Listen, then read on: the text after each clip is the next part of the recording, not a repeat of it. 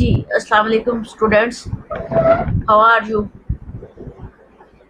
जी, मेरी आवाज़ आ रही होगी। कल से हम जो लेक्चर में आपको दे रही थी वैल्यू एंड बिलीव, उसी लेक्चर को आज हम कंटिन्यू करने जा रहे हैं। उसकी तकरीबन 3-4 स्लाइड्स अभी पढ़ी थी हमने।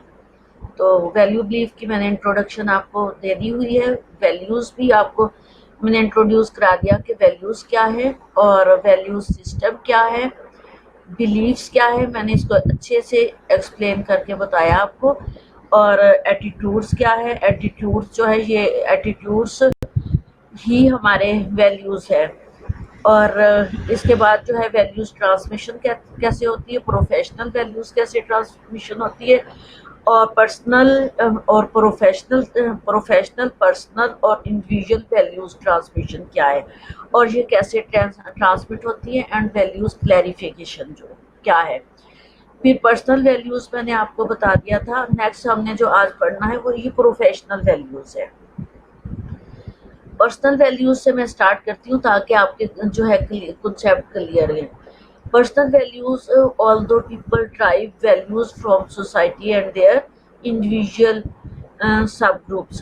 तो पर्सनल वैल्यूज जो है वो सोसाइटी और उनके सब ग्रुप्स से जो फॉर्म की जाती है, that is the personal value. They internalize some or all of these values are personal values. उनमें से कुछ जो है इंटरनलाइज उनकी, और ऑल वैल्यूज जो है ये सारी मिला के, जैसे उन्होंने बताया कि सोसाइटी की तरफ से और उनके सब ऑर्डिनेट्स जिनके साथ वो काम करते हैं, जब वर्क प्लेस में जिनके साथ काम करें, वो सारे जो उनके साथ इनका बिहेवियर, जो इंडिविजुअल है उसका बिहेवियर, उसका एटीट्यूड्स, उसकी एजुकेशन, उसका नॉलेज और उसका एक्सपीरियंसेस, वो सारे इंटरनलाइज जो है उसको जो है कंपाइल करके फिर उसकी वैल्यू निकालती है, that is the personal value. People need social values to feel accepted and they need personal value to have a sense of individually. और लोग जो है वो सोसाइटी से वैल्यू एक्सेप्ट करते हैं सोसाइटी की तरफ से, और पर्सनल जो है उनकी सेंस ऑफ इंडिविजुअली। हर किसी की अपनी अपनी सेंस होती है कि किस तरह से वो इंडिविजुअली उनकी सेंस है और दूसरी की वैल्यूज को वो कैसे सेट करते हैं। ये थी हमारी personal value. Personal value mean कि जो हमारी वैल्यूज है, जो हमारे सब ऑर्डिनेट्स के साथ मिलके, सोसाइटीज के साथ मिलके, वर्क फेलो के साथ मिलके, क्लास फेलोज के साथ मिल करके जो वैल्यूज हमारी निकाली जाती है, that is the personal values. But society जो है social value to feel accepted and they need personal value to have a sense of individually. उन्होंने कहा कि हर किसी की पर्सनल वैल्यूज जो है उनकी इंडिविजुअल सेंस है कि वो किस तरीके से दूसरे के बारे में सोचते हैं और उनकी पर्सनल वैल्यूज निकालते हैं। इसी तरह से प्रोफेशनल वैल्यूज हैं। प्रोफेशनल वैल्यूज जो है वो बीइंग अ नर्स, हमारी जो प्रोफेशनल वैल्यूज होगी वो नर्सिस की वैल्यूज है। Nurses professional values are acquired during socialization into nursing from code of ethics, nursing experiences, teachers and peers। Nursing की वैल्यूज जो है professional values, nursing professional values of the nursing profession जो है वो सबसे बड़ी चीज जो है कोड ऑफ एथिक्स है। कोड ऑफ एथिक्स का मैंने कहा था कि set of rules and regulations जो है वो set of rules and regulation and ethical behaviour with the patient. ये सारी चीज़ें जो है एक रूल्स और रेगुलेशन जो हमें दिए गए हैं हमारे प्रोफेशनल के अकॉर्डिंगली, उसके एक दायरा कार में रह के हमें जो बिहेव पेशेंट के साथ करना है, जो हमें वर्क करना है, जो हमें केयर करना है, that is the professional values. Nursing इसके साथ साथ जो है कोड ऑफ एथिक्स के साथ साथ एक्सपीरियंसेस हमारे शो होते हैं। फिर हमारे टीचर्स के क्या रोल है एंड पीयर्स, ये सारे टीचर्स, पीयर, एक्सपीरियंसेस और कोड ऑफ एथिक्स, ये सारे कंपाइल्स करके इन सब को हमें जो है जो पेशेंट के साथ हमें बिहेवियर करना, अपने पीयर्स के साथ करना, अपने टीचर्स के साथ करना और अपने एक्सपीरियंसेस के साथ, ये सारे हमारे प्रोफेशनल वैल्यूज़ हैं। इसके जो प्रोफेशनल वैल्यूज में हमने कोड ऑफ एथिक्स के अकॉर्डिंगली चलना होगा कि जो एक रूल्स और रेगुलेशन सेट है टीचर ने वही जो है वो करने हैं। जैसे हमें according to rules and regulation हमें डेली आपका लेक्चर लेना है, कुछ भी हो जाए, हमारी तबीयत खराब है, हमारी तबीयत नहीं खराब, जो कोविड-19 आया है या नहीं आया, जो एक सेट रूल्स है उसके अकॉर्डिंगली हमें आपके लेक्चर लेना है। इसी तरह पीयर्स में जो है वो आपस में पीयर्स के बिहेवियर एक दूसरे के साथ क्या है, एटीट्यूड्स एक दूसरे के साथ है क्या है। अगर उन्होंने प्रोफेशनली कोई डिस्कशन करनी है तो according to that set of rules and regulation which is the code of ethics. The American Association of Colleges of Nursing 2008 identified five values essential for the professional nurse. Professional rules के लिए, professional nurse के लिए जो एक set rules बनाया गया है American nursing association of colleges ने 2008 में, वो क्या था कि उन्होंने 5 जो कुछ चीज़ों को सेट किया जिसमें altruism, autonomy, human dignity, integrity and social justice. अब ये चीज़ें जो है इन्होंने प्रोफेशनल वैल्यूज़ में सेट कर दी कि प्रोफेशनल की वैल्यूज़ को मेंटेन रखने के लिए अगर उन्होंने पेशेंट की केयर करनी है, किसी के साथ बिहेव करना है, तो इन रूल्स के अकॉर्डिंगली, अब ये रूल्स में जो है रिपीट कर रही हूँ, altruism, autonomy, human dignity, integrity and social justice. अब इनको हम जो है वन बाय वन डिस्कस करते हैं कि ये क्या है।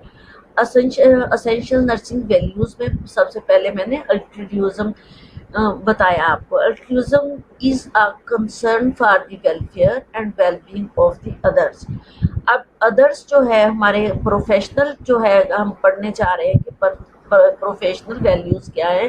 प्रोफेशनल वैल्यूज़ में पेशेंट के अलावा हमारे साथ teachers, peers, families, groups and attendance, ये सारे जो है अदर्स में आ जाते हैं। उनके साथ उनकी वेलफेयर एंड वेलबींग के लिए जो हमने काम करने हैं, that is the altruism. In professional practice, altruism is reflected by the nurses' concern for the well-being of the patient, other nurses and other healthcare providers. अब ये चीज़ मैंने पहले से ही क्लियर कर दी है कि हमारी जो फर्स्ट प्रायोरिटी है एज ए प्रोफेशनल नर्स या प्रोफेशनल प्रैक्टिस, वो तो होगा हमारा पेशेंट, और पेशेंट के अलावा जो अदर्स थे उनमें जो है हमारे अदर्स में जो है वो हमारे health care providers, other nurses और हमारे कोलीग्स, को वर्कर्स।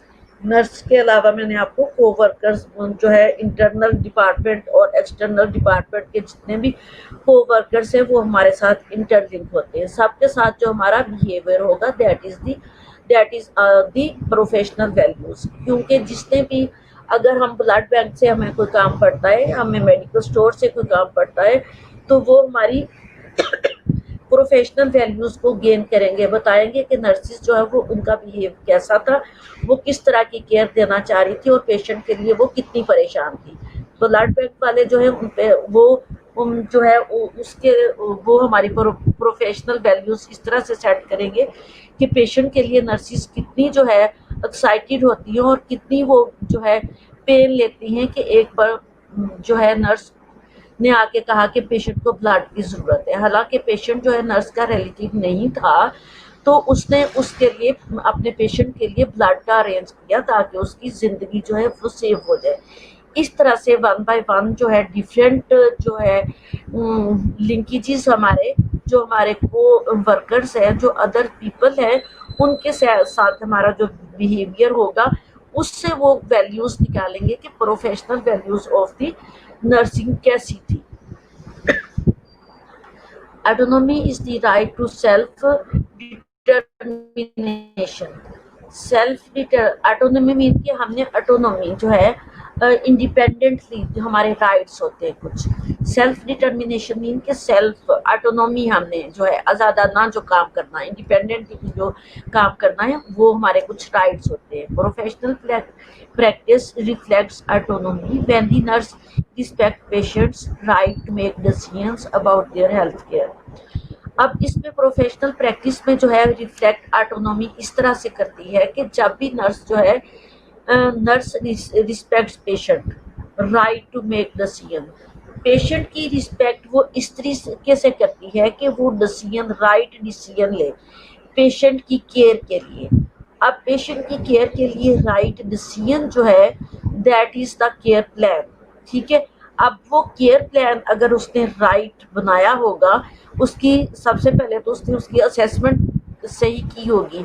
अगर असेसमेंट और एग्जामिनेशन उसने सही किया था तो उसने डायग्नोज सही किया। अगर डायग्नोज सही किया तो दैट मीन उसने प्लान भी सही किया, और प्लान उसने ठीक बनाया तो इट मीन कि उसने इम्प्लीमेंटेशन और एवेल्युएशन उसकी जो है एंड आउटकम वो सही होगा। That is the decision, right decision for the patient from the nurse about their health care, अपनी हेल्थ केयर सिस्टम में जो उसने सेट करना, इट इज द ऑटोनॉमी।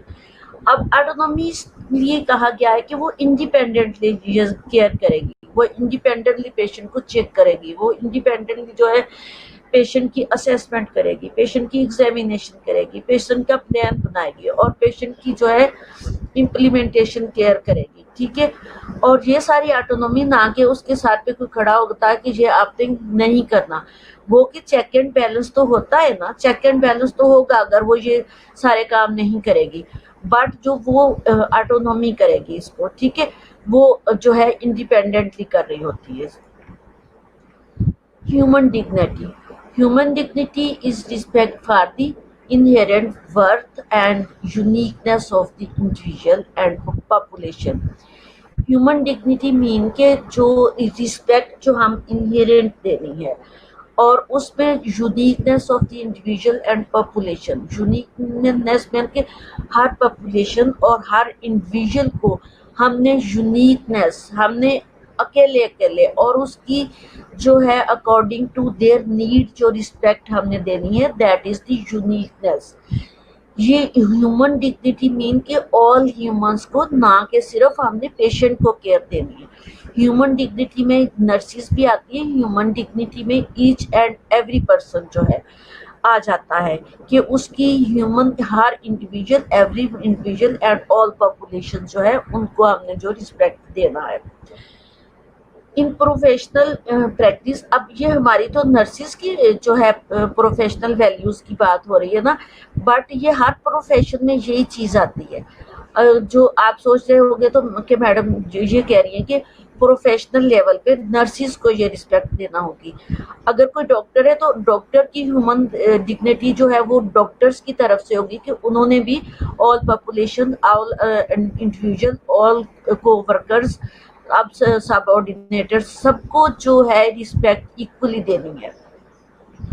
इसी तरह अदर प्रोफेशन जो है उनके अपने रूल्स एंड रेगुलेशन सेट है, बट सब में ये चीज़ अप्लाई की जाती है, हर प्रोफेशन में यही चीज़ें अप्लाई की जाती है, बट प्रोफेशन का नेम चेंज कर दिया जाता है और उनकी जो है डेजिग्नेशन के अकॉर्डिंगली जो रूल्स रेगुलेशन सेट होते हैं, जो केयर और जो वर्क सेट होते हैं उनके रूल्स रेगुलेशन के अकॉर्डिंगली, तो वो अप्लाई कर दिए जाते हैं। बट ये सारी चीज़ें ऑल प्रोफेशन में मस्ट होती है। Human dignity is reflected when the nurse value and respect all patient and colleagues.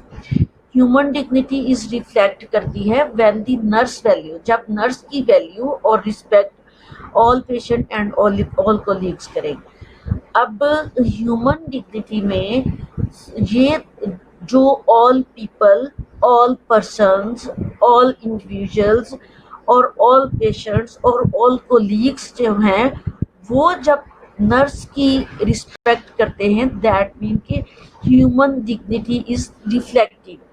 तो वो जो नर्स ने उनको रिस्पेक्ट दी होती है, नर्स ने उनके साथ जो एटीट्यूड किया होता है, नर्स ने जो उनके लिए वर्क किया होता है, उसका जो रिजल्ट है दैट इज द रिफ्लेक्टेड, ठीक है, वो फिर रिफ्लेक्ट करके उसके जो है उसके लिए डिकोड करते हैं। That decode is the human dignity.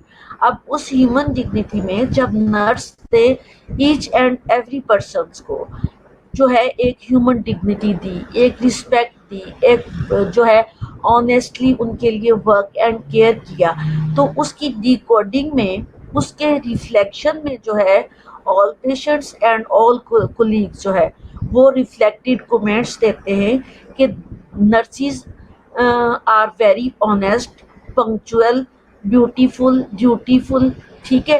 तो ये जो कमेंट्स है that is the dignity of the nurse, personal values and dignity of the nurse होती है। Integrity is the acting is accordings with an appropriate code of ethics and accepted standard of practice. अब integrity क्या है? It is a acting in accordance with a appropriate code of ethics. अब code of ethics के accordingly जो एक rules and regulation set standards है, उनके accordingly जो प्रैक्टिस की जाती है that is the integrity. Integrity is the reflected in professional practice when the nurse is honest and provides care based on an ethical framework that is accepted within the profession. अब जो मैंने आपको history of nursing में सबसे पहले code of ethics पढ़े थे, code of ethic में ये सारी चीज़ें जो है मैंने आप लोगों को बताई हुई हैं कि नर्स ने काम कैसे करना, और कोड ऑफ एथिक क्या है। दैट इज द फ्रेमवर्क, उस फ्रेमवर्क में जो एक बनाया हुआ प्रोफेशनल प्रैक्टिस उसके अकॉर्डिंगली करनी है। अब उसमें यही बताया हुआ है कि नर्स जो है ऑनेस्टली ड्यूटी करेगी, एथिकली फ्रेमवर्क उसका जो है वो बहुत पॉजिटिव होगा, that is the accepted with the profession, और वो प्रोफेशन में एक्सेप्ट की जाएगी, ठीक है।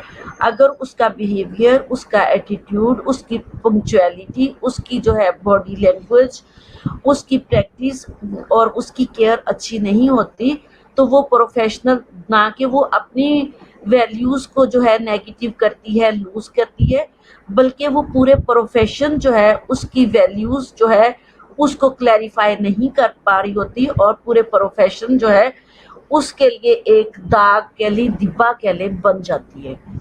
Social justice is acting in accordance with fair treatment regardless of economic. अब यहाँ जो है रेड लाइन जब आती है ना, तो उसके लिए फिर वो मुझे एक रिफ्लेक्शन सी आती है, तो मुझे दिखना मेरे लिए मुश्किल हो जाता है। Social justice is acting in accordance with fair treatment regardless of economic status, race, ethnicity, age, citizenship और डिसेबिलिटी और सेक्सुअल ओरिएंटेशन। अब सोशल जस्टिस ये है कि हमने पूरी सोसाइटी में एक जस्टिस से काम करना, फेयर काम करना, कि हमने अगर किसी को ट्रीटमेंट बनती है तो फेयर ट्रीटमेंट देनी है, उसके अकॉर्डिंगली जो उसकी बनती है।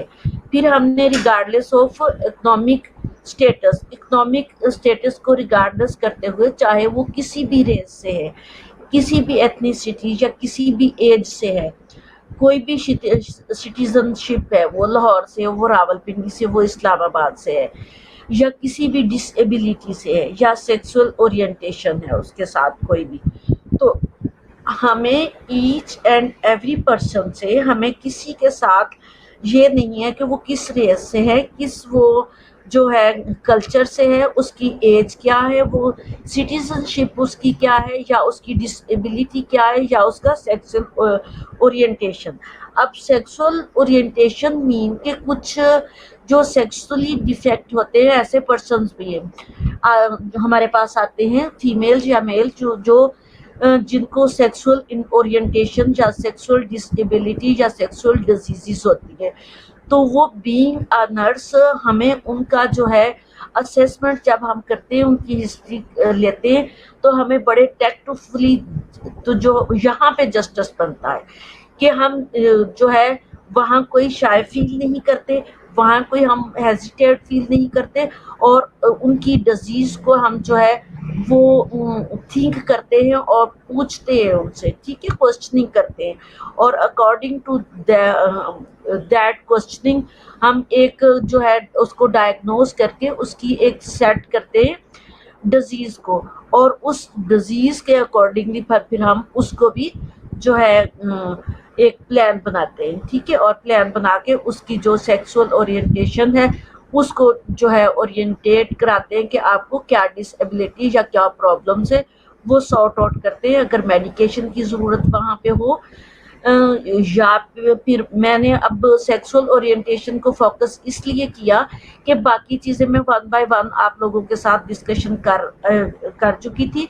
ये एक न्यू वर्ड था जो जो बीइंग अ नर्स इस तरह के पेशेंट भी हमारे पास आते हैं, ये मोस्टली जो है गायनी ऑब्स्टेटिक्स में होते हैं। तो according to disability, according to age, according to citizenship, हमें किसी चीज़ की ये नहीं करना कि फलां जगह से, हमें अकॉर्डिंग टू देयर केयर और according to their problem, according to their need जो है हमें फोकस करना है हर किसी के साथ। That is the social justice.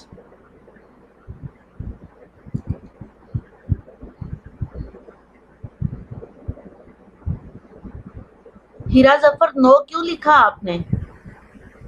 Heera Zafar absent है टुडे। जी, value clarification. People identify, examine and develop their own individual values. अब पीपल जो है आइडेंटिफाई करते हैं, एग्जामिन करते हैं एंड डिवेल्प करते हैं देयर ओन इंडिविजुअल वैल्यूज। अब ओन इंडिविजुअल वैल्यूज जो है वो सेट करना कोई जो है कोई बड़ी बात नहीं है। अब बैठे बैठे कह दें जी मैं तो जो है 90 जो 100/100 पे जो है मेरी वैल्यूज सेट हो रही है, ठीक है, 99/100 पे मेरी वैल्यूज सेट हो रही हैं, तो दैट मीन कि ये नॉट एक्यूरेट है। A principle of values clarification is that no one set of value is right for everyone. तो जो प्रिंसिपल ऑफ वैल्यू क्लैरिफिकेशन है उसके accordingly no one set of values is right for everyone. तो हर किसी के लिए हर कोई वैल्यूज क्लैरिफिकेशन जो है या वैल्यूज जो है वो राइट वैल्यू सेट नहीं कर सकता, क्योंकि हर किसी के साथ जो है टर्म वो डिफरेंट होते हैं।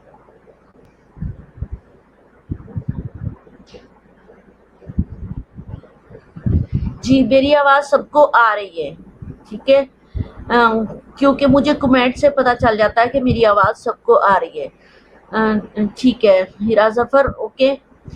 जी, यहाँ पे ये बात हो रही थी कि वैल्यूज राइट फॉर एवरीवन, कि कोई भी no one set of value is right for everyone.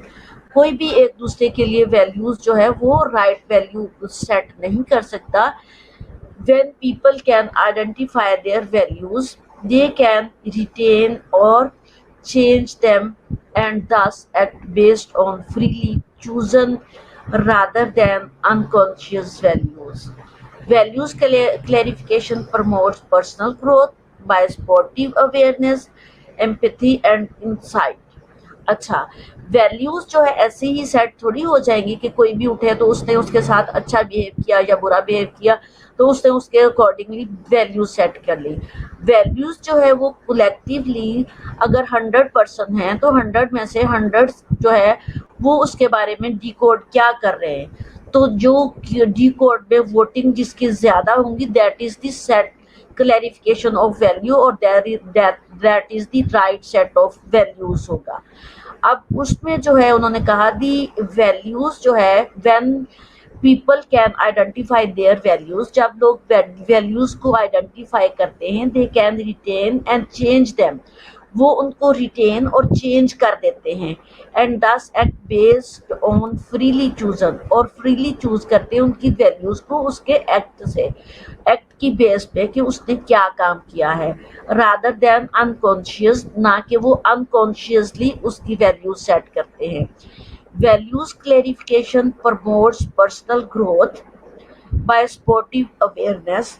अब वैल्यू क्लैरिफिकेशन कैसे होती है, प्रमोट करते हैं हम अपनी पर्सनल ग्रोथ को अब पर्सनल ग्रोथ ये नहीं है कि हम जो है 1 फुट जो है वो हमारी हाइट ज़्यादा हो गई और हमारा 10 kg वेट जो है वो गेन हो गया, that is the not personal growth. Personal growth mean कि हमने अपने आप को जो है कितना जो है एजुकेशन और एक्सपीरियंस में हमने अपने आप को कितना पॉलिश किया है, ठीक है, अपने आप को कितना पॉलिश किया है, अपने आप को कितना मॉडिफाई किया है, that is the personal growth being a professional, ठीक है।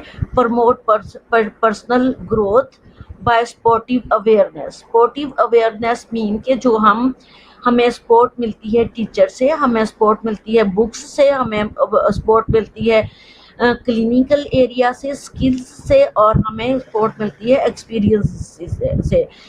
तो वो उनसे हमारी जो है पर्सनल ग्रोथ होती है, एम्पैथी एंड इंसाइट। फिर हमारी एम्पैथी और सिंपैथी क्या है पेशेंट के साथ। एम्पैथी मीन के एम्पैथी एंड सिंपैथी जो है 2 डिफरेंट चीज़ें हैं। एम्पैथी मीन के जो ऑब्जर्व करते हैं, जो हम फील करते हैं दूसरे के लिए और उसकी पेन को अपनी पेन समझते हैं, ठीक है, that is the empathy. And sympathy में मीन के जो पेन हमने दूसरे की पेन को अपनी पेन समझा और उस अपनी पेन समझते हुए उसको रिलीफ, उसको केयर दिया, that is the sympathy. And insight के हमारे इनसाइट में क्या था, हमने जो है इंटरनली दूसरों के साथ क्या किया है, that is the value clarification. अब वैल्यू क्लैरिफिकेशन में मैंने आपको कल से मैं बता रही हूँ कि हमारी वैल्यूज़ क्या है, हमारी पर्सनल वैल्यूज़ क्या है, पेशेंट के वैल्यूज़ क्या है, वैल्यू क्लैरिफिकेशन क्या है। अब वैल्यू क्लैरिफिकेशन में मैंने आपको बताया कि वैल्यू क्लैरिफिकेशन में कोई वन इंडिविजुअल जो है वैल्यूज सेट नहीं कर सकता। इसमें जो है वैल्यूज की सेटिंग जो है उसके वो वैल्यू की सेटिंग जो है वो चेंज और मॉडिफाई होती रहती है according to environment, according to need और अकॉर्डिंग टू केयर, ठीक है। और वो जो वैल्यूज सेट करते हैं that is the value clarification में जो है प्रमोशन ऑफ पर्सनल ग्रोथ करनी पड़ती है हमें, ठीक है। और sportive and awareness, empathy, sympathy and insight. One widely used theory of value clarification was developed by the Raths and Hermine and Simon 1978 में। ये जो राइटर थे इन्होंने एक वैल्यू क्लैरिफिकेशन के लिए थ्योरी राइट की। They described a value clarifying the valuing process of thinking, feeling and behaviors that they termed choosing, pricing and acting. अच्छा, इसकी मैंने आपको पहले भी इसकी इम्पैथी में मैंने आपको एग्जांपल दिए कि वैल्यू क्लैरिफिकेशन तब होती है जब हम किसी के साथ इम्पैथी करते हैं। थिंक, फील, जब हम थिंक करते हैं, हमारे पास फॉर एग्जांपल हमारे पास जो है पेशेंट आया और पेशेंट को जो है वो सीवियर पेन है, ठीक है। अब उसकी पेन का अंदाज़ा हमें उसके जो है स्केल, पेन स्केल से होगा। पेन स्केल क्या है कि उसकी पेन उसके जो है फेशियल इम्प्रेशन, उसकी जो है वॉइस, जो उसकी कराहने की आवाज़ और उसकी आंखों से निकलने वाले आंसू जो है उससे जो हमने उसकी जो है पेन का अंदाज़ा लगाना या जो भी उसकी प्रॉब्लम है उसका अंदाज़ा लगाना, तो हम उसको थिंक करेंगे। हमें जब उसको पेन होगी तो हमें ऐसे लगेगा कि ये पेन मुझे हो रही है, ठीक है।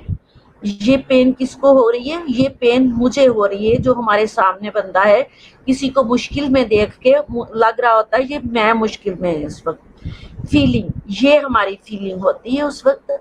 And behaviour that they term choosing, praising and active, हमारा उस वक्त बिहेवियर क्या होगा, उस वक्त हमने प्रेजिंग चूज करना कि हमें प्रेज मिले, हमें रिवार्ड मिले, हमने बहुत कोई अच्छा एक्ट करना। एंड एक्टिंग, वो उस वक्त हमारा जो एक्ट होगा उस फीलिंग को थिंक करते हुए कि ये मेरी फीलिंग, ये पेन उसको नहीं, ये पेन मुझे है। दैट फीलिंग्स और दैट वो फीलिंग और उसके अकॉर्डिंगली जो बिहेव करना हमने, चूज करना हमने प्रेज, और जो हमने एक्ट करना, दैट इज दी जो है इम्पैथी एंड जो इम्पैथी मीन जो थिंक और फील करना, एंड बिहेवियर जो है उसके अकॉर्डिंगली एक्ट करना इज सिंपैथी। ठीक है, that is the value clarification. इसको क्लियरली बताया गया है कि वैल्यू क्लैरिफिकेशन जो है प्रोफेशनली और जो है नर्स की वैल्यूज क्या है। In some cases a value clarification exercises can be useful in helping individual and group to become more aware of their values and how they may influence their actions।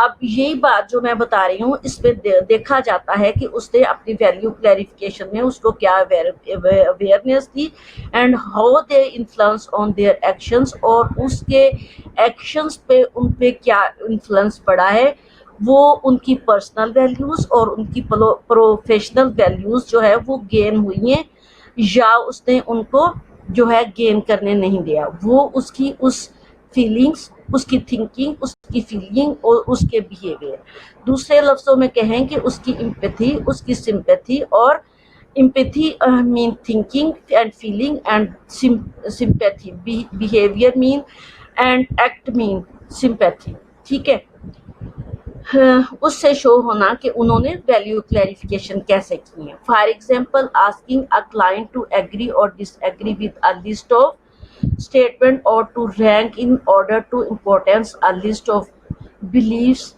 They assist the nurse and client to make the client values more open so they can be considered a planning the client care। ये चीज़ मैंने आपको कल भी बताई थी अपनी किसी slide में। ये जो है स्टेटमेंट कल भी आई थी कि वैल्यू क्लैरिफिकेशन में हम जब एग्जाम्पल के तौर पे पेशेंट को कहते हैं ये आपके सामने स्टेटमेंट है, स्टेटमेंट क्या है, हमारा केयर प्लान होगा। ठीक है, या हमारी जो है स्टेटमेंट में हमारी जो हमने उसको मेडिकेशन देनी है, हमने उसकी कोई इन्वेस्टिगेशंस करवानी है, हमने उसका कोई प्रोसीजर्स करना है, वो स्टेटमेंट एक हम उसके सामने रखते हैं, हम उसको कहते हैं आप इससे एग्री हैं या डिसएग्री। तो पेशेंट की क्लैरिफिकेशन जो है वो क्लाइंट उसमें एग्री या डिसएग्री करेगा। तो एग्री करेगा अगर उसके बेनिफिट में होगा, डिसएग्री करेगा अगर उसके बेनिफिट में नहीं होगा। तो फिर ये जो है क्लाइंट वैल्यूज जो है उसको ओपन करते हुए क्लाइंट की जो वैल्यूज थी, क्लाइंट की जो नीड थी, उसके अकॉर्डिंगली वो स्टेटमेंट हमें उसको देनी है। इससे जो है can be considered and planning the client care, जो क्लाइंट की केयर में था। तो इसमें उसको क्लैरिफिकेशन होगा, उसमें नर्स की वैल्यू और नर्स के प्रोफेशन की वैल्यू जो है उसको क्लियर होगी कि ये हमारे लिए क्या अच्छा करना चाह रहे हैं, क्या बुरा करना चाह रहे हैं।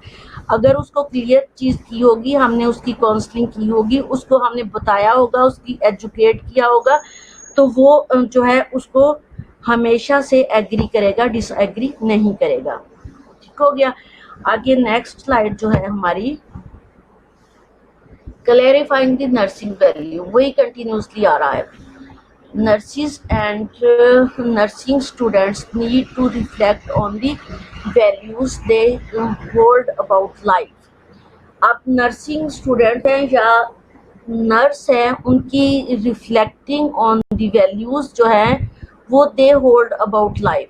वो एक लाइफ, डेथ और हेल्थ, जिस तरह मैंने कल इसका जो है चाइल्ड ब्रीदिंग और न्यू बॉर्न में भी डेथ और कोई critical condition of the patient, इस टाइप की एग्जांपल दी थी। ये उसी टाइप की एग्जांपल है कि clarification of the nurse values कैसे होगी, नर्स है या स्टूडेंट नर्स है। रिफ्लेक्ट ऑन वैल्यूज, उसकी वैल्यू की रिफ्लेक्शन उस वक्त होगी they hold about life, death, health and illness. अब इन चीज़ों को वो हेल्ड किए हुए, या तो उसने किसी ज़िंदगी को बचाना है, या पेशेंट की डेथ होना है, या उसको हेल्थ मिलना है, या पेशेंट इलनेस है। इस टाइप के पेशेंट उसके सामने हैं। Nurses hold both professional and personal and professional values. यहाँ उसको जो है इंडिविजुअल, देखिए इलनेस को उसके अकॉर्डिंगली केयर देना, अगर हेल्दी पीपल है तो उसको उसके अकॉर्डिंगली प्रिवेंशन और एजुकेट करना है। अगर किसी की डेथ हुई है, डेथ का तो मैं आगे जो है हाँ, थोड़ा सा डिटेल है मेरे पास, उसके लिए जो है अथनेजिया का वर्ड यूज होता है, इसी स्लाइड में आगे आ जाएगा, तो उसके अकॉर्डिंगली हमने मैनेज करना है। तो इससे क्या होता है कि पर्सनल एंड प्रोफेशनल वैल्यूज जो है वो नर्सिस के सामने उभर के आती है। ठीक हो गया, थैंक यू अली हमजा। अली हमजा को कम्प्लीटली अंडरस्टैंड हो गया, थैंक यू सो मच। मैं आगे फिर चल रही हूँ। One strategy for gaining awareness of personal value is to consider attitude about specific issues such as abortion or euthanasia. अब जिस तरह मैंने पहले एग्जाम्पल दी है आपको life, death, health and illness की, इसी तरह दूसरी कोई स्ट्रेटजीज बनानी है for gaining awareness of personal values के लिए, जिसमें consider attitudes about specific issues, कुछ स्पेसिफिक इश्यूज जो रोजमर्रा राइज होते हैं हमारे पब्लिक में। जब लोग हॉस्पिटल्स में आते हैं तो वो स्ट्राइक करते हैं और मुख्तलिफ इश्यूज होते हैं, वो क्या होते हैं एज ए अबॉर्शन और एथनेसिया। अब अबॉर्शन मीन के जब हमारे पास पेशेंट आते हैं तो मे बी उनको कोई ऐसी डिफ़िकल्टी थी जिसकी वजह से उनका अबॉर्शन हो गया, ठीक है। अब जब उनका अबॉर्शन होगा तो लोग क्या करते हैं, मीडिया को इन्वॉल्व करते हैं, शाउटिंग करते हैं, और जो है नर्स और डॉक्टर के साथ जो है उनका एटीट्यूड जो है वो नॉर्मल नहीं रहता, ठीक है। वो अग्रेसिव होते हैं, उनका बिहेवियर चेंज होता है। वो इसलिए ये स्पेसिफिक इश्यूज हैं जो हमारी वैल्यू जो है उसको, वैल्यूज और एटीट्यूड्स को नेगेटिव करते हैं। बट हमें ये चीज़, जैसे किसी पेशेंट का अबॉर्शन हुआ, नंबर 1 तो हमें उसको क्लैरिफाई करना सबसे पहले। जब हमारे पास पेशेंट आया था तो पेशेंट को प्रॉब्लम क्या थी, आया हमारा पेशेंट ब्लीड कर रहा था। अगर ब्लीड नहीं कर रहा था तो सम टाइम पेशेंट वैसे ही चेकअप करवाने आते हैं तो पेशेंट ब्लीड नहीं कर रहा होता। अगर ब्लीड कर रहा होता तो पेशेंट को ये पता होता कि मेरा अबॉर्शन इसलिए हुआ कि उसको ब्लीडिंग हो रही थी। अब यहाँ उसको ब्लीडिंग नहीं हो रही थी, वो चेक करवाने आया।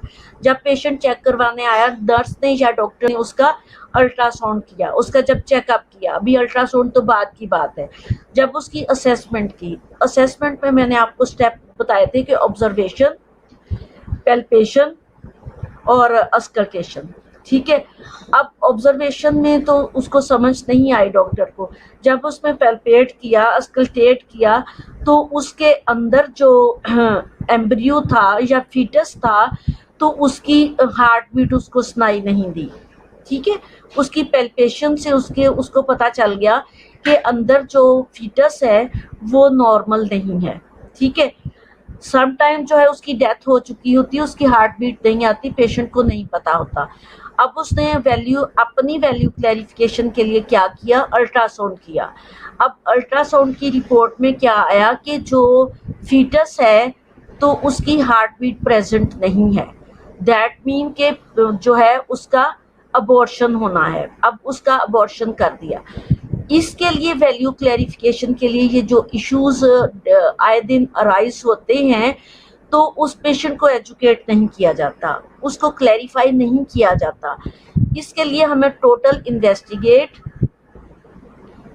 हमें इन्वेस्टिगेट करना होगा और उसको डॉक्यूमेंटेशन करना होगा। और उस डॉक्यूमेंटेशन, फॉर एग्जांपल जैसे हमारा अल्ट्रासाउंड था तो उसको हमने डॉक्यूमेंटेशन में अटैच करना है उसके फाइल के साथ। और जो हमने उसकी असेसमेंट की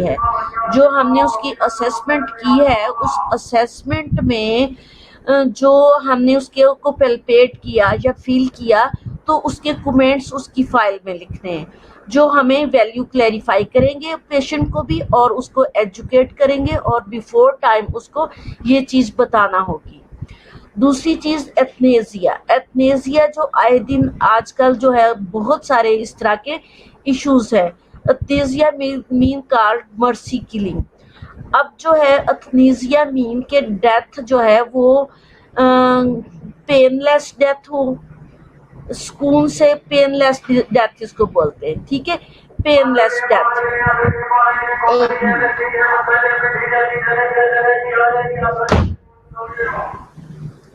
जी, पेनलेस डेथ जो है उसको एथनेसिया कहते हैं। अब इसकी डिटेल में जाते हैं कि euthanasia is a act or practice of painlessly putting to death, ठीक है। पेनलेस डेथ कैसे होगी? Person suffering from painful and incurable disease or incapability, physical disorder or allowing them to die by withholding treatment और withdrawing artificial life support measure, ठीक है।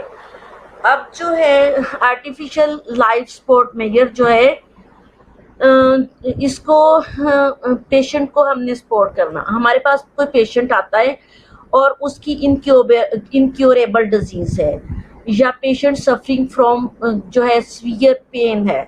For example हमारे सामने जो है कैंसर का पेशेंट है, हमारे सामने कैंसर के अलावा ऐसी डिजीज का पेशेंट है जो इनक्योरेबल है, या हमारे साथ एक्सीडेंट के साथ पेशेंट आता है और वो इनक्योरेबल होगा और उसकी जो है कोई ऑर्गन इस तरह से जो है डिस्टर्ब हो चुके होंगे, डैमेज हो चुके होंगे कि उनको क्योर करना मुश्किल होगा, कि उसकी डेथ ही बनती है। ऐसे पेशेंट जिन्होंने डेथ कर जाना है, जिसकी डेथ हो जानी है, उसकी डेथ के लिए नर्स और डॉक्टर्स जो उस वक्त ड्यूटी पे मौजूद होते हैं वो उसको पेनलेस डेथ करवाते हैं। पेनलेस डेथ मीन कि उसको हमने जो है, जैसे मैंने बताया था कि उसको एक तो हमने एम्बो बैग लगा के रिसेसिटेट करना, ठीक है। यहाँ पे जो लाइफ सपोर्ट मेजर्स कहा गया है, आर्टिफिशियल लाइफ सपोर्ट मेजर, वो रिसेसिटेट करना। पेशेंट को हमने एम्बो बैग से, चाहे हम उसको जो है ऑक्सीजन दे रहे हैं और उसका कार्डियक जो है उसकी जो है रिसेसिटेशन कर रहे हैं, ठीक है। रिसेसिटेशन मैंने बताया था कि कार्डियक के ऊपर दोनों हाथ रख के तो उसको हम जो है पंप करते हैं, ठीक है, ताकि शायद कि उसकी हार्ट बीट जो है वापस आ जाए। और दूसरी बात जो है, हम उसके लिए कुछ इंजेक्शन लगाते हैं, ठीक है। इंजेक्शन मैंने उस वक्त, ये एमरजेंसी मेडिसिन है। एमरजेंसी मेडिसिन में बताया था कि हम एट्रोपिन लगाते हैं, एड्रेनालिन लगाते हैं, सोडा बाइकार्ब लगाते हैं। मैंने उसमें बताया था कि एमरजेंसी ट्रेस और एमरजेंसी मशीनरी हमारे पास मौजूद होती है। अब एमरजेंसी जिस पेशेंट को एड्रेनालिन, एट्रोपिन, सोडा बाइकार्ब, सोलोकार्टिव, डेकाड्रोन इस टाइप के इंजेक्शन लग रहे होते हैं, उसको आर्टिफिशियल लाइफ सपोर्ट मेजर्स भी करते हैं। आर्टिफिशियल लाइफ सपोर्ट या तो हमने उसको वेंट पे डाला होता है, वेंटिलेटर पे, या फिर आर्टिफिशियली हम उसको जो है वो एम्बो बैग से हम उसको जो है ऑक्सीजन दे रहे होते हैं और उसके जो है लाइफ सपोर्ट कर रहे थे। दैट मीन कि जब उसको इंजेक्शन लग रहे हैं, जब उसको ऑक्सीजन दे रहे हैं, जब हम उसको जो है सपोर्टिव कर रहे हैं, उसकी लाइफ सपोर्ट करने की कोशिश कर रहे हैं, इस टाइप के पेशेंट जो है 100 में से 1% जो है वो पेशेंट जो है वापस आता है। 99% पेशेंट जो है वेंट से वापस नहीं आते। 99 पेशेंट जो है आर्टिफिशियल लाइफ सपोर्ट मेजर के बाद वापस नहीं आते। उनको डेथ कर जाना है, डॉक्टर को इसका पता है कि उसने डेथ कर जाना है, नर्स को उसका पता है कि उसने डेथ कर जाना है। तो इस तरीके से जो हम उसको पेनलेस डेथ करवाते हैं, दैट इज कॉल्ड एथनेसिया। अब दो चीज़ें जो वैल्यू क्लैरिफिकेशन में जिनके आए रोज इश्यूज होते हैं वो अबॉर्शन और एथनेसिया है। तो मुझे जो है मैं थिंक कर सकती हूँ कि आप लोगों को समझ आ गई होगी। Nurses values are influenced by culture, education and age. However, research shows that the fundamental professional nursing values of human dignity, equality, and prevention of suffering have not varied over time. ये सारी चीज़ें time से very नहीं करती।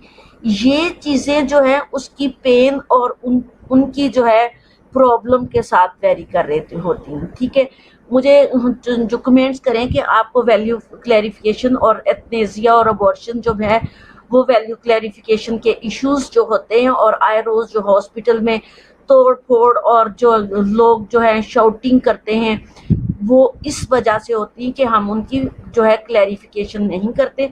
ये सारी चीज़ें हम साथ साथ करते हैं और उनकी डॉक्यूमेंटेशन उनके प्रूफ रखते हैं ताकि कल को कोई हमें कुछ कह ना सके।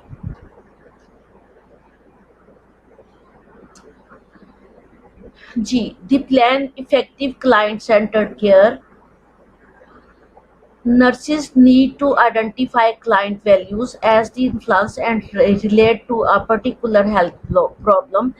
ये इस वही चीज़ के जो है रिलेट नर्सिस जो है पेशेंट सेंटर्ड केयर करते हुए उनकी प्रॉब्लम्स को रिलेट करती हैं। ठीक है, for example a client with failing eyesight will probably place a high value on the ability to see। अब यहाँ देखो एक और वैल्यू क्लैरिफिकेशन की एग्जांपल दी है। ठीक है, हिरा जफर आपको समझ आ गई। और एक इसकी नेक्स्ट एग्जांपल जो है वैल्यू क्लैरिफिकेशन की, पहले तो मैंने एथनेसिया और अबॉर्शन की दी थी। एथनेसिया और अबॉर्शन में तो पेशेंट के लिए आए दिन जो है हॉस्पिटल्स पे या क्लिनिक्स पे जो है इश्यूज अराइज होते हैं। उन इश्यूज को सॉर्ट आउट करने के लिए वैल्यूज क्लैरिफिकेशन पहले ही कर देना चाहिए, जैसे एथनेसिया और अबॉर्शन टाइप के। उससे पहले जो है मैंने बर्थ, डेथ और डिफिकल्टी ऑफ ब्रीदिंग और सम जो है अदर जो है डिजीजेस के लिए वैल्यू क्लैरिफिकेशन का बताया था। अब एक और एग्जांपल वैल्यू क्लैरिफिकेशन के लिए है, वो जो है client with failing eyesight will probably place a high value on the ability to सी।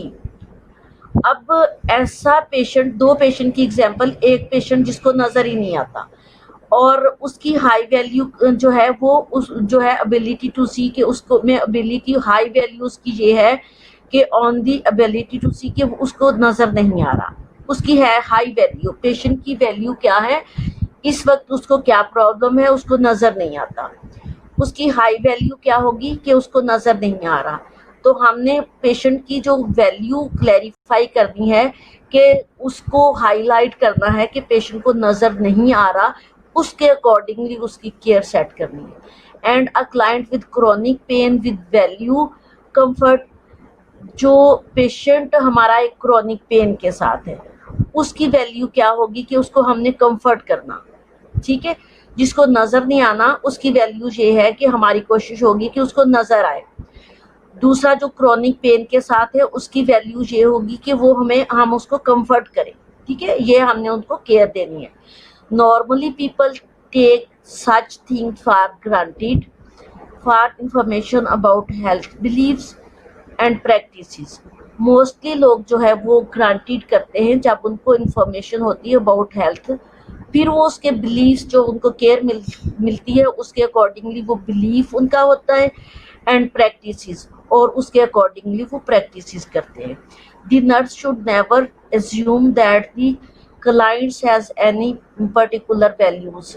रादर्स ने कहा, रादर इज अ राइटर। ठीक है, उसने ये कहा कि जो है the nurse should never assume, nurse ये एज्यूम ना करे कि client has any particular values, कि उसकी कोई पर्टिकुलर वैल्यूज, उसकी पर्टिकुलर वैल्यूज नहीं होगी हर क्लाइंट की। देखो आई साइड उसकी, उसको आई साइड से नजर नहीं आता तो उस पेशेंट की वैल्यूज अलग होंगी। क्रॉनिक पेन के साथ होगा तो उसकी वैल्यूज अलग होंगी। एथनेसिया पेशेंट को होगा तो उसकी वैल्यूज अलग होंगी। पेशेंट का अबॉर्शन की तरफ जाएगा तो उसकी वैल्यूज अलहदा होंगी। अब कोई क्रॉनिक अदर डिजीज होगी तो उसकी वैल्यूज अलहदा होंगी। बर्थ होगी पेशेंट किसी की तो वो उसकी वैल्यूज अलहदा होंगी according to their need, according to their disease जो है वैल्यूज सेट होती हैं और उसके अकॉर्डिंगली जो है उनकी केयर करना होती है। जी, कंटिन्यूसली बेटा मेरे दोनों लेक्चर है, दरमियान में गनीउल्ला का लेक्चर था ना, तो गनीउल्ला जो है 11 से 12 तक लेक्चर लेगा, मैं 9 से 11 तक लूँगी, ठीक है। ये भी मेरा लेक्चर है। अभी अगर आप कहो तो मैं आप लोगों को ब्रेक दे देती हूँ, अगर अभी ब्रेक नहीं लेनी तो थोड़ी देर बाद ब्रेक ले लूँगी, ठीक है। 2 घंटे मेरा लेक्चर है। अगर ब्रेक लेनी है तो मुझे कमेंट्स करो, अगर ठहर के ब्रेक लेनी है तो फिर कुछ देर के बाद ब्रेक दे दूंगी, ठीक है। अब मुझे बताओ, आप कमेंट्स करो कि मैं आपको ब्रेक दूं, मेरे 2 घंटे हैं, ठीक है, 1 घंटा हो चुका है, 1 घंटा रहता है, तो दरमियान में मैंने 10-15 मिनट की आप लोगों को ब्रेक देनी है। मैं कंटिन्यू अभी करूं, ठीक है। ठीक है, ब्रेक के मैसेजेस आने शुरू हो गए। इट्स ओके, आप जो है 10:20 पे वापस आ जाना, ठीक है। 10:20 पे हम जो है वैल्यू क्लैरिफिकेशन यहीं से जो है फॉलोइंग प्रोसेस में help client clarification there values, यहाँ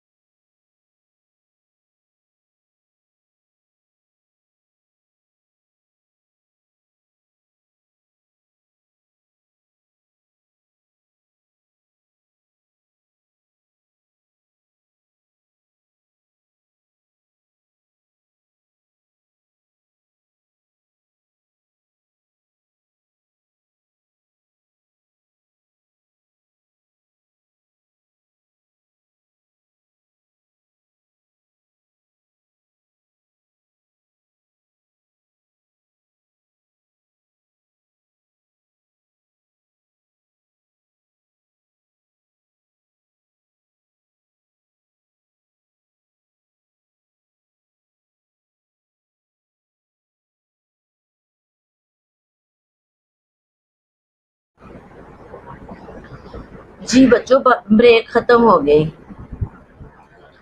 वापस आ गए हो, लेक्चर स्टार्ट हो गया है। ठीक है जी, हम यहाँ से लेक्चर स्टार्ट करने वाले थे। बेटा वापस आ गए हो? How many student present here? 18 students present है इस वक्त। जी, यहाँ से हमने लेक्चर स्टार्ट करना था। दी फॉलोइंग प्रोसेस में help client clarify there values. कुछ प्रोसेस हैं जो क्लाइंट क्लैरिफाई वैल्यूज के, वो स्टेप बाय स्टेप आपको बताने जा रही हूँ। List alternatives. जब द फॉलोइंग प्रोसेस में help client clarification there values, client की वैल्यूज को क्लैरिफाई करने के लिए बहुत ज़रूरी है कि क्लाइंट को मुख्तलिफ एंगल से जो है उनकी क्लैरिफिकेशन, उनकी वैल्यूज बताना होती है, और उनकी जो हम केयर करने जा रहे हैं वो बताना होती है। उसके लिए जो मुख्तलिफ पॉइंट है, सबसे पहले तो है list alternatives. Make sure that the client is aware of all alternatives. जी, अल्टरनेटिव का शायद आपको भी पता ना हो कि जब हम नर्सिंग केयर प्लान बनाते हैं तो उसमें अल्टरनेटिवली हम कुछ चीज़ें रखते हैं। फॉर एग्जांपल, पेशेंट को अगर फीवर है तो फीवर में हमने पैनाडाल रखी। फीवर में 3-4 चीज़ें हम रखते हैं कि हमने उसको पैनाडाल देनी है। पैनाडाल से फीवर ठीक नहीं हुआ तो हमने उसकी कोल्ड स्पॉन्जिंग करनी है। कोल्ड स्पॉन्जिंग से फीवर सही नहीं हुआ तो हमने उसको पैरास्टामोल देनी है। उससे भी नहीं हुआ तो हम उसको ब्रूफन देंगे। ठीक है, इस तरह की एग्जाम्पल है जो अल्टरनेटिव के पेशेंट को अगर एक चीज़ से फ़र्क नहीं पड़ता तो हम अपने माइंड में अल्टरनेटिवली उसकी केयर के बाकी स्टेप जो है वो रखते हैं। ठीक है, हम केयर प्लान में वो चीज़ नहीं डालते अल्टरनेटिवली, लेकिन हम अपने माइंड में उसको रखते हैं कि अगर इससे इतनी देर तक पेशेंट हमारा ठीक ना हुआ तो अल्टरनेटिवली ये होगा। तो इसमें list alternatively make sure that the client is aware of all alternatives. तो क्लाइंट को हमने बताना होता कि हम आपको ये मेडिकेशन देने जा रहे हैं, अगर इससे इतने दिन में या इतने घंटे में आपको इसका बेनिफिट नहीं होगा तो आपको अल्टरनेटिव क्या देना होगा। हमें अल्टरनेटिव 2-3 चीज़ें जो भी होंगी वो उसको बताना होंगी। दूसरी चीज़, examine possible consequences of the choice. जो पॉसिबल कॉन्सिक्वेंसेस है, make sure that the client has thought about possible result of each actions. तो हर एक्शन जो हमने उसको मेडिकेशन देनी, जैसे अल्टरनेटिव या मेडिसिन जो भी देनी, उस हर किसी के एक्शन का हमने बताना कि ये एक्शन होगा, ये इसका रिजल्ट होगा। पॉसिबल रिजल्ट हमने बताना होंगे उनको कि ये मेडिसिन देनी है, इससे ये फ़ायदा होगा और ये इसका रिएक्शन भी हो सकता है। फिर choose freely to determine whether the client choose freely, ask did you have any say in that decision? Do you have a choice?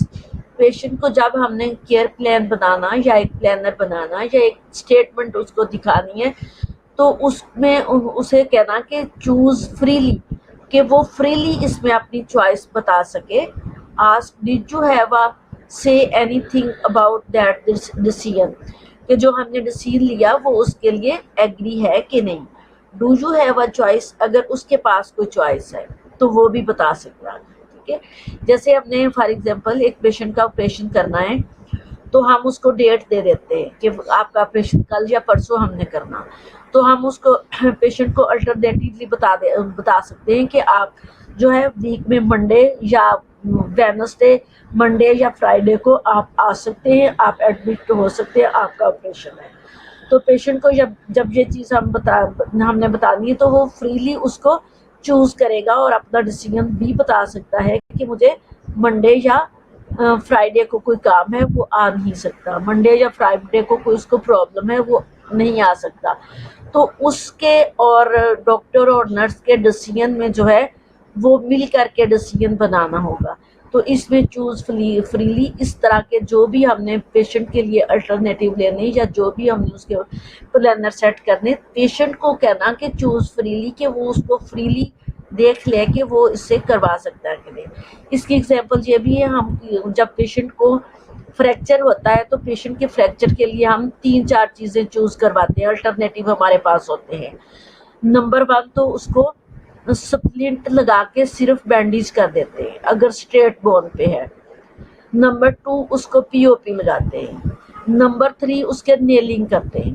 ठीक है, अब ये जो है हम तीनों चारों अल्टरनेटिव पेशेंट को बता देते हैं, तो चूज फ्रीली उसमें पेशेंट जो है फ्रीली चूज करता है अपनी कॉस्ट के हिसाब से, अपने टाइम के हिसाब से। ठीक है, तो वो अगर हमें कहेगा कि जी आप स्प्लिंट लगा के इसको जो है बैंडेज कर दे, प्रेशर बैंडेज कर दे या बैंडेज कर दे, तो उसको बताना होता है कि 6 वीक्स तक उसको एलिवेट करना पड़ेगा उसके पाँव को, जिस तरह मैंने बताया हुआ था कि ट्रैक्शन दे के हमें एलिवेट करना पड़ेगा। ये चीज़ हमने उसको एजुकेट करनी है। दूसरी चीज़, अगर हमने पीओपी लगाना है तो पीओपी लगा के उसको हमने एलिवेट करना है या ट्रैक्शन देनी है। ठीक है, हम उसको ट्रैक्शन देंगे। ठीक है, एलिवेट अगर करने वाला तो दैट गुड, अगर एलिवेट के साथ ट्रैक्शन मस्ट देनी होगी। ठीक है, तो ये तीसरी चीज़, उसका ऑपरेशन करके उसको नेलिंग करना होगी। तो ये अल्टरनेटिवली पेशेंट को पता होगा, तो वो कल हमारे साथ शाउटिंग नहीं करेगा, कल पेशेंट जो है डॉक्टर के साथ जो है आर्ग्यू नहीं करेगा या कोई इशू अराइज नहीं होंगे। दूसरी चीज़, feeling about the choice. Some client may not feel satisfied with the decision. A sensitive question may be some people feel good after a decision is made, other feel bad. How do you feel?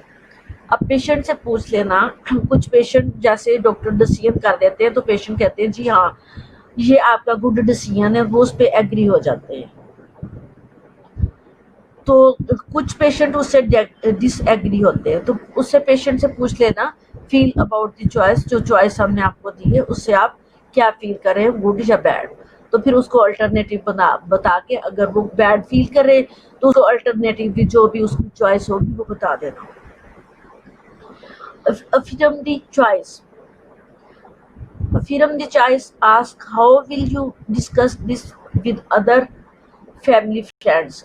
अब जो choice उसने की है, जो उसका decision लिया है और उस पे पेशेंट एग्री है, तो उसे पूछना कि आप तो इससे एग्री हो, डिस्कस विद द अदर्स, आपने इसको दूसरों के साथ डिस्कस किया, अपनी फैमिली या फ्रेंड के साथ डिस्कस किया, वो इसके बारे में क्या कहते हैं कि ये आपके लिए बेनिफिटेड है कि नहीं।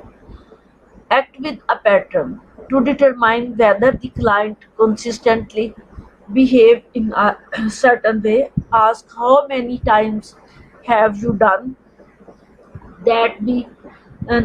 that before, or would you act that way again. अब जो that way again, जी ठीक है। अब उसे कहना कि पैटर्न ऑफ जो act with a pattern to determine whether the client consistently behave in a certain way. इस सर्टन वे में क्लाइंट का बिहेव जो है उसका भी तयन करना होगा, उसको भी डिटरमाइन करना होगा कि ये जो हम करने जा रहे हैं, पेशेंट को अल्टरनेटिव बताया, फिल्म का बताया, ठीक है, उसमें क्लाइंट का जो है वो बिहेवियर जो है वो कांस्टेंट कहाँ तक होगा। Ask how many time have you done that before. आप कितने टाइम तक इसको कर सकते हैं जो हमने उसको एक्सरसाइज कही या मेडिकेशन कही, और would you act that way again, या आप इसको दोबारा भी कर सकते हो कि जो पेशेंट को हमने एक्सरसाइजेस बताई लॉन्ग टाइम के लिए, क्रचेस बताए लॉन्ग टाइम के लिए, मेडिकेशन बताई फॉर एग्जांपल, तो हम उसको ये पूछेंगे कि वो उसका बिहेव कैसा होगा, कि वो इसको इस टाइम तक के लिए करना चाह रहा है या नहीं, या अगेन दोबारा करना चाह रहा होता है। Behaviour that indicate unclear values. अब मैंने वैल्यू आपको बताया, वैल्यू में आपको पेशेंट की वैल्यू बताई, स्टाफ की वैल्यू बताया, पर्सनल वैल्यू बताया, प्रोफेशनल वैल्यू बताया, क्लाइंट्स वैल्यू बताया, वैल्यू क्लैरिफिकेशन बताया। अब जो है बिहेवियर दैट में इंडिकेट अनक्लियर वैल्यूज। अब अनक्लियर वैल्यूज कैसे होती हैं उसको हम देखते हैं कि ये जो है हमारे बिहेवियर उससे जो है इंडिकेट कैसे होती है अनक्लियर वैल्यूज। अब एक तरफ तो हमने बिहेवियर दिए, दूसरी तरफ एग्जाम्पल्स। अब ignoring a health professional advice, inconstant communication for behaviour. अब क्लाइंट की जो है बिहेवियर क्या है, ignoring health professional advice. Health professional nurse ने या डॉक्टर ने या हेल्थ प्रोफेशनल ने जो इसको एडवाइस दी थी उसको इग्नोर कर रहा है। इनकॉन्स्टेंट कम्युनिकेशन और बिहेवियर, और उसका बिहेवियर जो है इनकॉन्स्टेंट है, वो कॉन्स्टेंट बिहेवियर जो है वो नहीं कर रहा, कम्युनिकेट नहीं कर रहा उनके साथ और उनकी एडवाइस को फॉलो नहीं कर रहा। तो इसकी एग्जाम्पल फिर क्या होगी, जब वो जो एडवाइस को प्रोफेशनल की हेल्थ प्रोफेशनल की एडवाइस को फॉलो नहीं कर रहा या उसके साथ जो है कंटिन्यूसली कम्युनिकेट नहीं कर रहा, तो उसके अगेंस्ट क्या होगा उसके साथ, a client with heart disease who value hard work, ignorance. अब एक हार्ट डिजीज का पेशेंट था, उसको कहा था कि हार्ड वर्क नहीं करना, ठीक है, तो उसने हार्ड वर्क किया, उसने कम्युनिकेट किया ही नहीं है उसके साथ, अपने हेल्थ जो है वर्कर उसके साथ। Ignorance advice to exercise regularly, और उसने जो है रेगुलर एक्सरसाइज जो करनी थी उसको इग्नोर किया, और वैल्यूज उसकी क्या थी, हार्ड वर्क। अब उसने कोई भी ऐसा हार्ड वर्क नहीं किया या उसने कोई एक्सरसाइज रेगुलरली नहीं की, तो उसके जो अगेंस्ट में जाएगा तो उसको वो ठीक तो नहीं होगा। दूसरी एग्जांपल इन्होंने दी है प्रेग्नेंट वुमेन की। Pregnant women says she want a healthy baby but continues to drink alcohol और स्मोक टोबैको। अब एक जो प्रेग्नेंट वुमेन है वो उसकी चॉइस ये है कि उसको हेल्दी बेबी भी चाहिए, बट उसका बिहेवियर जो है वो क्या है कि वो अल्कोहलिज्म ले रही है और स्मोक कर रही है, और वो जो उस डॉक्टर या नर्स की एडवाइस थी उसको फॉलो नहीं कर रही, ठीक है। अब फॉलो नहीं कर रही तो वो प्रेगनेंसी में अल्कोहल या टबैको लेगा, तो उसका जो पैदा होने वाला बच्चा है वो कंप्रोमाइज होगा, क्योंकि उसको जो है निकोटीन की वजह से, जो टबैको में निकोटीन होगी, उस निकोटीन की वजह से ऑक्सीजन लेवल उसका नॉर्मल नहीं होता ब्लड में। जब ब्लड में सर्कुलेट जो ब्लड कर रहा है ऑक्सीजन लेवल नॉर्मल नहीं होगा, तो उसके जो पैदा होने वाले बच्चे को, फीटस को ऑक्सीजन नहीं मिलेगी। जब उसको ऑक्सीजन नहीं मिलेगी तो वो कंप्रोमाइज होगा। अब कंप्रोमाइज होगा तो फर्स्ट ट्राइमेस्टर में उसका अबॉर्शन हो सकता है, सेकंड ट्राइमेस्टर में उसमें न्यूरल ट्यूब डिफेक्ट्स और कंजेनिटल एबनॉर्मेलिटीज आएंगी, और बाय बर्थ जब वो बर्थ होगी उसकी, तो वो नॉर्मल जो है वो बर्थ नहीं करेगा, उसका ऑपरेशन करना पड़ेगा। अब जब बच्चे में कंजेनिटल एबनॉर्मेलिटीज होती हैं तो वो नॉर्मल बर्थ कैनाल से नॉर्मली नहीं निकाला जा सकता, फिर उसको सिजेरियन करना पड़ता, तो फिर उसका सिजेरियन होगा। जब उसका सिजेरियन होगा तो बच्चा डिफेक्टेड होगा, बच्चा जो है वो जी बेटा।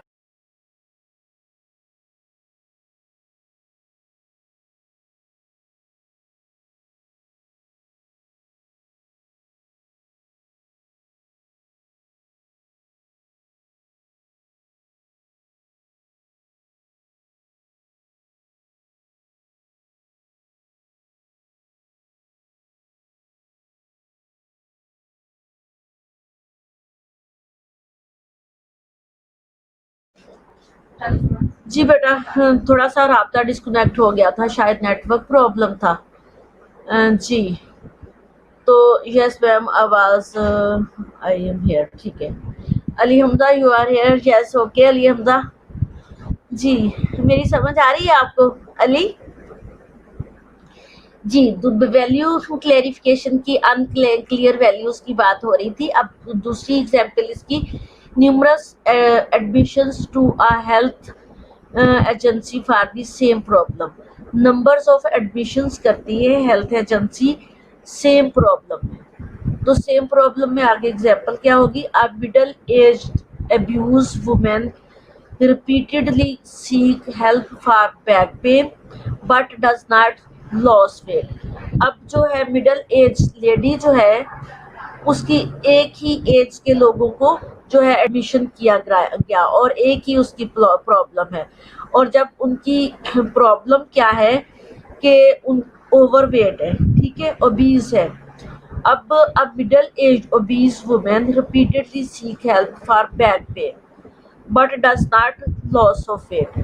अब 20 वुमेन्स जो थी उनको एडमिशन किया गया, नंबर्स ऑफ एडमिशन किए गए, और इनमें से कुछ फीमेल्स जो है उनके बैक पेन हो रही थी।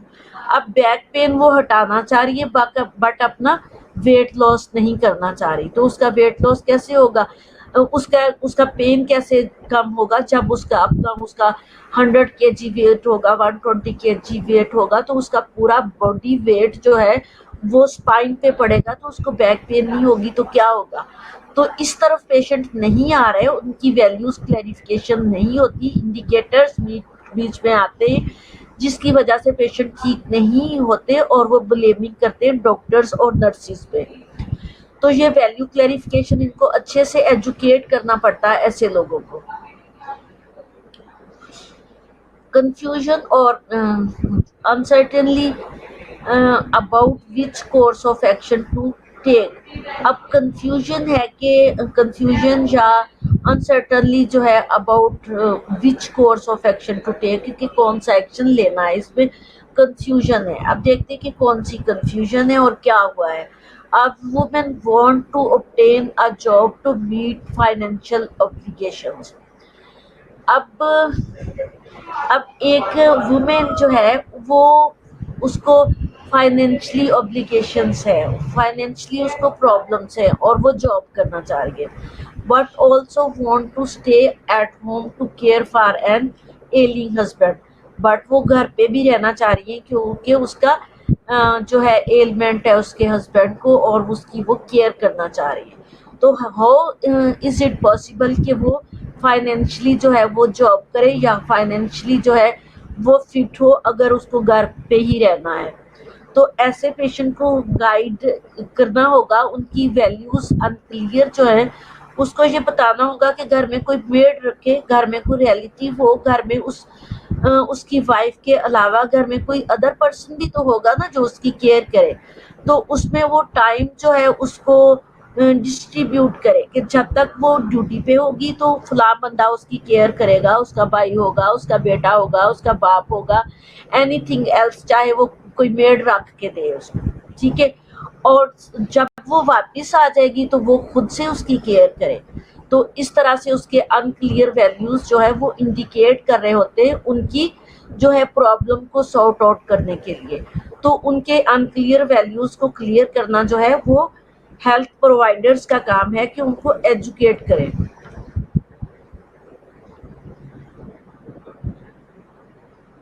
जी आगे है बायोएथिक्स।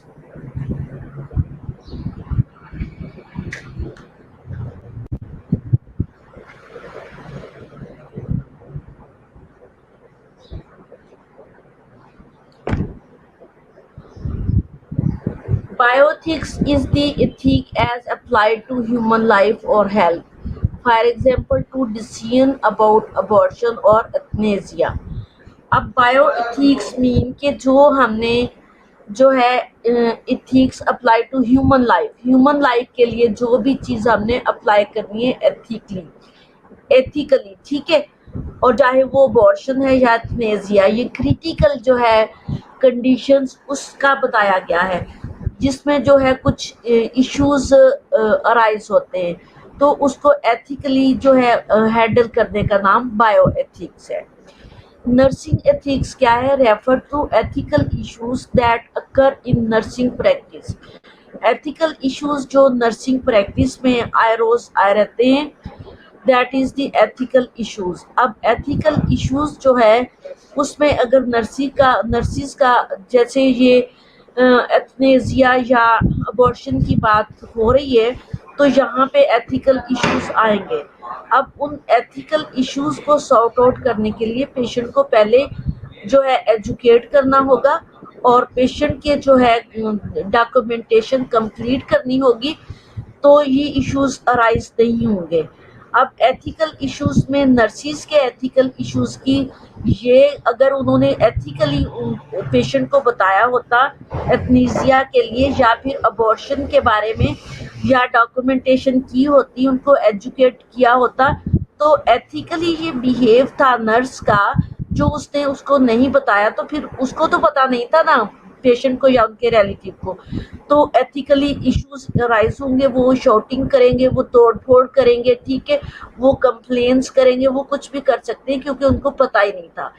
तो अपने एथिकल जो है इश्यूज उसको सॉर्ट आउट करने के लिए पेशेंट को और उनके रिलेटिव्स को कॉन्फिडेंस में लेना पड़ता है, उनको बहुत सारे अल्टरनेटिव बताने पड़ते हैं और उनको डॉक्यूमेंटेशन करके कम्प्लीटली जो है कॉन्फिडेंस में लेना होता है। जी, morality usually refer to private personal standard of what is right and what is wrong in conduct, character and attitudes. अब morality क्या है? Morality is the personal standards. Morality जो है वो personal standards होते हैं कि what is right and what is wrong. तो वो जो कुछ कर रहा है वो right है या wrong है। इन कंडक्ट, जो उसका कंडक्ट होता है, जैसे आप लोगों को करेक्टर सर्टिफिकेट मिलता है, तो करेक्टर सर्टिफिकेट में क्या होता है, आपका कंडक्ट लिखा होता है। करेक्टर सर्टिफिकेट से किस चीज़ का होता है, वो कंडक्ट का है कि आपने जितना टाइम जो है कॉलेज में या स्कूल में गुजारा है, उसमें आपने क्या कंडक्ट किया, वो गुड का, बैड का, एक्सीलेंट का आपको देते हैं। तो according to their behaviour, according to their result, ठीक है, गुड रिजल्ट, तो उसके अकॉर्डिंगली जो अगर अच्छा रिजल्ट है, अगर अच्छे बिहेवियर, अच्छे एटीट्यूड्स आपके रहे हैं, तो आपको गुड और एक्सीलेंट का भी मिलेगा। अदरवाइज आपको जो है वो जो फेयर या जो है सेटिस्फाइड का मिलता है।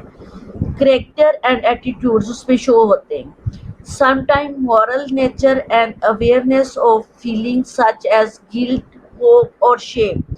समटाइम हम जब बिहेव कर रहे होते हैं, तो उसमें हमारी मॉरल नेचर्स होती है, जिसमें awareness of feelings such as guilt feel करते हैं, होप फील करते हैं और शेम फील करते हैं, ठीक है।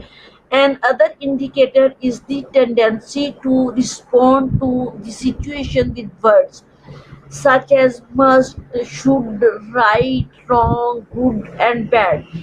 अब हमारे मॉरल जो है, मॉरलिटी, इसमें कुछ चीज़ें जो हम फील्स करते हैं, जिसका हम रिस्पॉन्ड करते हैं, और अब वो रिस्पॉन्ड में क्या था कि जिसमें हम फील करते हैं गिल्ट, होप, शेम, जो हम मुंह से नहीं बोलते, और इसी के रिस्पॉन्ड में कुछ चीज़ें हम जो है वो बोल के बताते हैं, वर्ड्स में बताते हैं, जैसे मस्ट, शुड, ठीक है, you will be must all right after जो है some time, should, right, wrong, good and bad, ये सारी चीज़ें हम वर्ड्स में बताएंगे।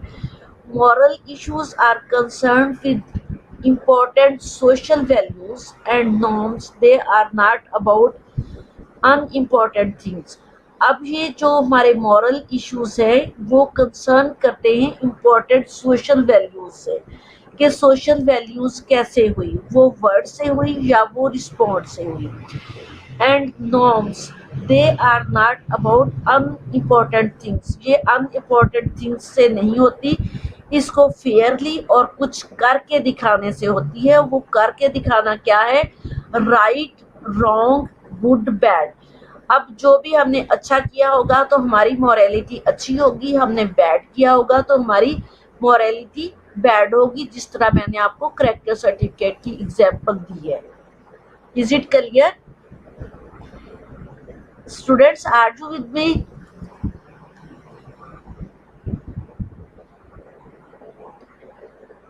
जी, identify sources of professional nursing values. अब identify sources of professional nursing values जो है, इनके प्रोफेशनल नर्सिंग वैल्यूज के सोर्सेज क्या है, प्रोफेशनल वैल्यूज जो है वो कैसे बिल्ड होंगी, प्रोफेशनल वैल्यूज को ग्रोथ कैसे करना होगा, उसके लिए जो है यस कमेंट्स आ रहे हैं मुझे। Nida yes ma'am, Adeel yes ma'am, of course ma'am, और Roshana yes ma'am. Thank you students. जी, identified sources of professional nursing values. इससे पहले जो है 2-3 स्लाइड्स पहले मैंने आपको बताया था कि ग्रोथ ऑफ प्रोफेशनल वैल्यूज कैसे होती है, जिसमें मैंने आप लोगों को थोड़ा सा जो है एक फन में बताया था कि ये आप लोगों की ग्रोथ नहीं हो रही, अपनी ग्रोथ की बात ना करना, ये प्रोफेशनल ग्रोथ की बात हो रही है। अब प्रोफेशनल ग्रोथ के लिए 10 एथिकली वैल्यूज उन्हें बताएं, जो कि ह्यूमन डिग्निटी, प्राइवेसी,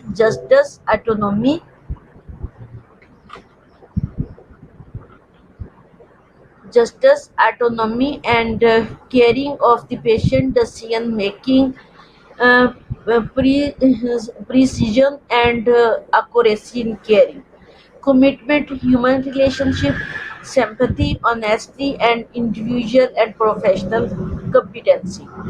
अब कोड ऑफ एथिक्स में ये सारी चीज़ें पढ़ी हैं, इससे पहले मैंने वैल्यू क्लैरिफिकेशन में ये चीज़ें पढ़ाई हैं। अब वही चीज़ें रिलेट कर रही हैं identified sources of professional nursing values. अब प्रोफेशनल नर्सिंग वैल्यूज़ जो है उसके जो है जी, तौसीफ हुसैन का मैसेज है कि ma'am topic is quite interesting. Thank you जी। जो मैं आपको ये स्टेप बता रही हूँ, जितने भी पॉइंट्स मैंने बताए हैं आपको, ये ऑलरेडी डिस्कस मैंने किए हैं। ये जब मैंने नर्सिंग एथिक्स पढ़ाया तब भी मैं ये पॉइंट डिस्कस करती हूँ। जब मैं रोज़मर्रा अपने लेक्चर पढ़ाती हूँ, मेरी तो सारा लेक्चर जो फंडामेंटल ऑफ नर्सिंग है, ये है ही ethically behaviour with the patient, caring for the patient. ठीक है, जो हमारी स्किल, हमारा एटीट्यूड, हमारा नॉलेज जो है, हमारी प्रैक्टिस जो है, that is apply with the patient. तो यही हमारी फंडामेंटल ऑफ नर्सिंग है, जो मैं रोजमर्रा ये सारी चीजें आपको बताती जाती हूँ। अब यही पॉइंट जो है रिपीट हो रहे हैं। आप देखते हैं कि इन पॉइंट्स में जो है क्या है। ये बेटा मैंने पहले भी बहुत दफ़ा कहा कि जो मेरी स्लाइड्स होती हैं उन पे मैंने बहुत मेहनत की होती है। इस साल तो मैंने आप लोगों को वो चीज़ें जो मैंने 2-3 ईयर से जो अपडेट नहीं की थी, वो आज तक मैं जितना भी आपको पढ़ा रही हूँ उनको मैंने दिल से अपडेट किया। आपकी पूरी यूनिट को मैंने जो है वो रीड करने के बाद उसमें से कुछ मटेरियल लिया। मोस्ट ऑफ दी मटेरियल मेरा जो है वो आपकी बुक के अंदर से है, और बहुत सारा मटेरियल ऐसा भी है जो मैंने मुख्तलिफ वेबसाइट से और मुख्तलिफ बुक से लिया। ठीक है, जब ये मैं आपको पढ़ाती हूँ, जैसे मैंने कल आपको वैल्यू बिलीफ पढ़ाया, तो मैंने रात को बैठ के इसको दोबारा से सारा जो है जब मैं रिव्यू करती हूँ या रीड करती हूँ दोबारा, तो उसमें बहुत सारी चीज़ें मैं मॉडिफाई फिर से कर देती हूँ या इंक्लूड कर देती हूँ। तो जो मेरा लेक्चर पहले मैंने आपको अपडेटेड लेक्चर जो मैंने आपको सेंड किया हुआ है, ठीक है, स्लैब पे, वो मैं दोबारा से आपको कर दूंगी, क्योंकि मैंने इसमें कुछ थोड़ी सी चेंजेस भी रात को की थी। ठीक है, अब चेंजेस मैंने वहीं से की थी जहां से मैं आपको दोबारा आज पढ़ा रही थी। अब सबसे पहले तो ह्यूमन डिग्निटी आएगा। Human dignity is the recognition that human beings possess a special value essential to their humanity. Human dignity क्या है कि is the recognition of the human being possess जो है पोजीशन कह लें इसको, स्पेशल वैल्यूज की, essential to their humanity. Humanity के लिए जो हमारी एक स्ट्रगल है, ह्यूमन जो है, ह्यूमैनिटी के लिए जो कुछ हमने किया है, जो वैल्यूज असेंशियल थी हमारी ह्यूमैनिटी के लिए, and as such are worthy of respect simply because they are human being.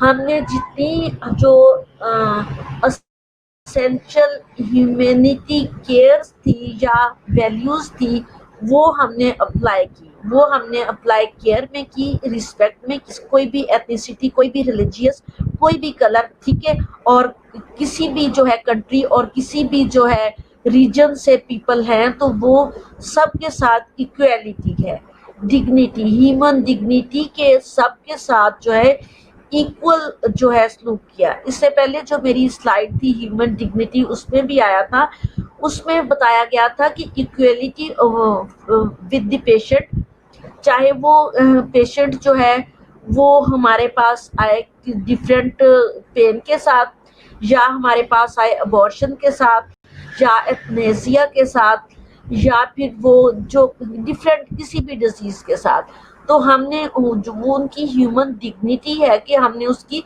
Ethnicity, race, reason, city और कंट्री नहीं देखना, और ना हमने उसका कोई वर्क प्लेस देखना है।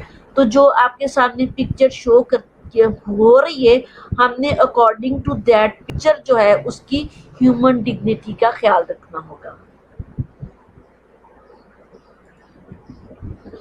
प्राइवेसी, इसी तरह ये जो प्राइवेसी है, patient decide who, when and where to share their health information on the health hand.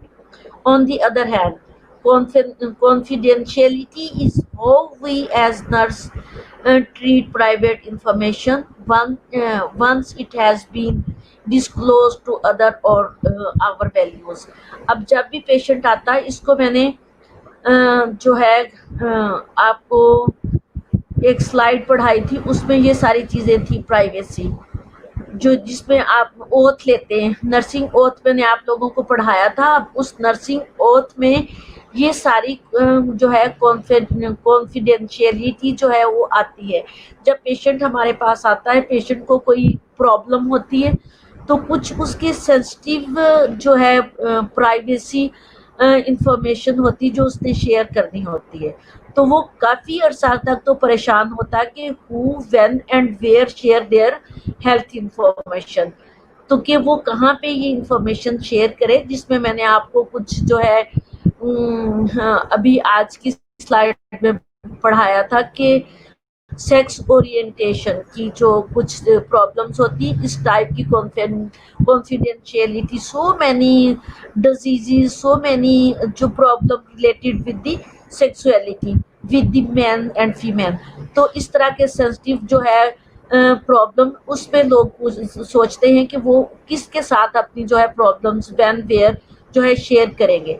तो इसमें जो है how we as nurses treat private information, तो हमें नर्सिस को कैसे इस इंफॉर्मेशन को प्राइवेट जो है वो ट्रीट या मैनेज करना होगा। हमने ये ओथ उठाया होता है, ठीक है, हमने जब ओथ लिया था तो उस ओथ में ये सारी चीज़ें क्लियर ली थी कि हमें अगर कोई प्राइवेट इंफॉर्मेशन देगा तो हमने उन इंफॉर्मेशन को प्राइवेट ही रखना, सीक्रेट रखना है, बीइंग डिस्क्लोज टू अदर और आवरसेल्फ, उसको हमने डिस्क्लोज नहीं करना, दैट इज द प्राइवेसी।